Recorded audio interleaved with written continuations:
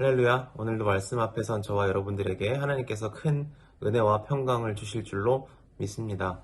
오늘 우리가 읽은 말씀은 예레미야 11장 1절에서 17절까지 말씀인데요. 하나님께서 예레미야 선지자를 통해서 유다의 심판을 선고하시는 내용입니다. 그들의 잘못은 크게 두 가지로 나오는데, 하나님께 불순종하는 것과 하나는 우상 숭배하는 것입니다. 우리는 우상 숭배라는 말을 생각해 보면 다른 종교를 믿거나 어떤 특정 형상의 절을 하던가 어떤 미신적인 가르침에 따라서 살아가는 것, 그것을 우상 숭배라고 생각을 합니다. 물론 그것도 우상 숭배의 한 모양입니다. 하지만 사실 우상을 숭배한다라는 것과 하나님의 말씀에 순종하지 않는다는 것은 같은 말입니다. 그러니까 우상 숭배와 하나님께 불순종하는 그 사이에는 중간이 없다는 겁니다. 우리가 하나님 말고 다른 것을 섬기면 자연스럽게 하나님께 불순종하게 됩니다. 반대로 하나님께 불순종하면 우리는 자연스럽게 다른 것을 섬기게 됩니다. 그러니까 그 둘은, 우상 숭배와 하나님께 불순종하는 것은 같은 말이라고 생각하셔도 괜찮겠습니다. 하나님께서 구원하신 이스라엘, 유다, 그들을 하나님께서 오늘 사랑하는 유다라고 표현하시죠. 그리고 또 좋은 표현이 나오는데, 아름다운 열매가 달린 잎이 무성한 올리브 나무라고 부르세요. 내가 심은 올리브 나무라고 하나님께서 말씀하십니다. 하지만 그들이 하나님께서 뜻하신 열매를 맺기를 거절하죠. 자기가 원하는 열매를 맺기를 원하고 자기가 원하는 것을 쫓아서 살기를 원합니다. 그 나무는 점차 생명력을 잃어버리게 됩니다. 갈수록 가지가 마르고 이파리가 떨어지고 당연히 열매도 맺지 못합니다. 생명력이 없으니까요.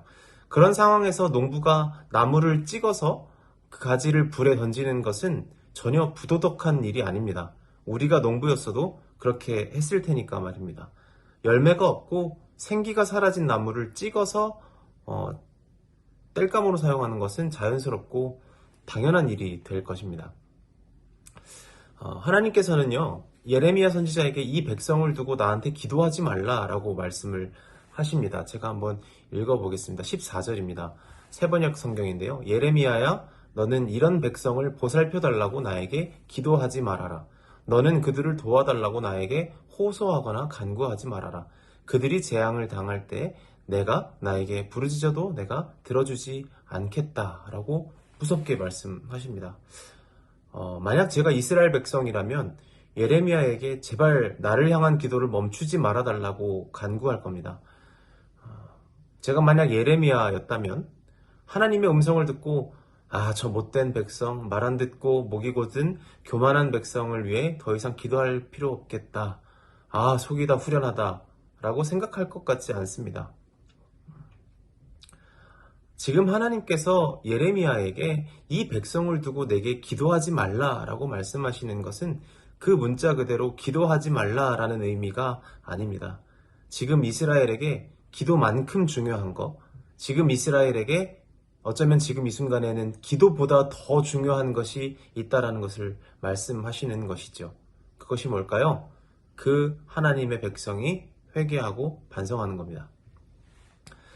그들을 노예 생활에서 건지신 하나님, 그들에게 참 자유를 주시고 생명을 주시고 기름진 땅까지 인도하신 하나님을 잊어버리고 다른 신을 섬기고 다른 소원을 섬기는 그들의 인생을 돌이키는 것이 지금 이스라엘에게 더 중요한 겁니다.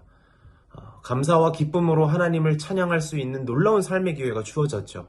그런데 그것으로 자기 욕망을 추구하고 다투고 시기하고 분열하는 그들의 모습을 하나님 앞에서 회개하는 것이 지금 기도보다 중요하다는 겁니다.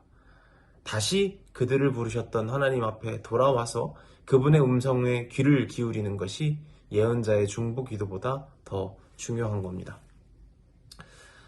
사실 예레미야가 선포하는 지금 이미 이스라엘은 심판 가운데에 있습니다.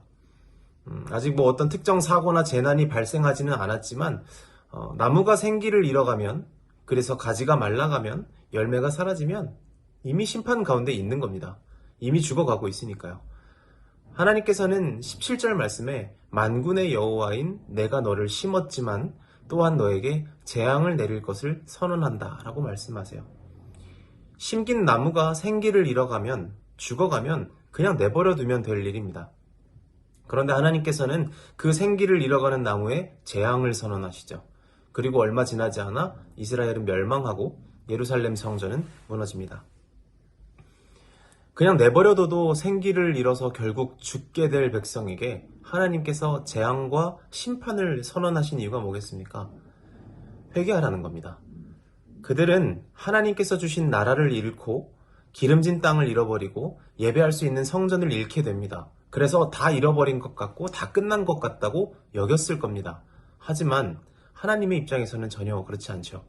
하나님께서는 다시 그들에게 나라를 주실 수 있고 다시 그들을 기름진 땅으로 인도하실 수 있고 다시 예배할 수 있는 제사장 나라로 회복시키실 수 있습니다. 그것이 하나님께서 하신 일이고 하실 수 있는 일이기 때문입니다. 우리는 재앙을 통해서 완전한 파멸을 향하는 것이 아니라 여전히 소망 되시는 하나님을 바라볼 수 있어야 하는 것입니다. 우리에게 육신을 입고 찾아오신 하나님, 예수께서 우리에게 말씀하시죠. 요한복음 15장 5절 말씀에 어떻게 나와 있습니까? 나는 포도나무요 너희는 가지라. 그가 내 안에 내가 그 안에 거하면 사람이 열매를 많이 맺나니 나를 떠나서는 너희가 아무것도 할 수 없음이라. 예레미야의 하나님, 그리고 오늘 우리의 하나님 예수께서 하시는 말씀이 이해가 좀 되십니까? 하나님께서 농부이시고 예수께서 포도나무이십니다. 그리고 우리는 가지입니다. 이것은 절대로 인간으로서 우리의 가치와 존엄을 무시하려는 표현이 아닙니다. 나뭇가지가 가장 살아있는 순간은 나무에게 붙어있는 순간입니다. 농부가 의도한 열매를 맺는 때에 가지가 참 가치 있게 여겨지는 겁니다. 가지가 맺는 열매는 나무의 열매이고 농부의 열매가 됩니다. 가지가 가지로서의 역할을 깨닫는 것은 자신의 가치와 존엄을 무엇보다 명확하게 드러내는 일인 것입니다. 우리 인생의 가치와 존엄이 가장 잘 드러나는 때가 언제겠습니까? 나무이신 예수께 붙어 있는 때입니다. 우리 인생의 가치와 존엄이 언제보다 잘 드러난 때가 언제입니까? 하나님께서 우리 인생에 뜻하신 바가 이루어질 때 그것이 명확하게 드러나는 것입니다. 우리 인생에 지금 혹시 재앙이 닥치고 어려움이 찾아왔을지라도 도끼가 이미 나무 뿌리에 놓여 있을지라도 아직 늦지 않았습니다. 우리가 예수께 찾아간다면, 예수께 붙을 수 있다면, 예수께 거할 수 있다면 우리는 하나님께서 뜻하신 열매를 반드시 맺는 인생이 될 것입니다. 예수로부터 생명을 받는 가지가 돼서 열매를 맺는 인생이 될 것입니다. 바라기는 하나님께서 주시는 인생의 남은 열매들을 풍성하게 맺는 저와 우리 독일의 모든 형제 자매님들이 되시기를 간절히 축복합니다. 하나님께서 농부시고 예수께서 나무시고 우리가 가지입니다. 우리가 예수께 거하고 하나님께서 뜻하신 열매를 맺기 시작할 때 우리 인생에 참된 의미와 가치가 드러날 줄로 믿습니다. 오늘 말씀 이상으로 마치겠습니다. 감사합니다.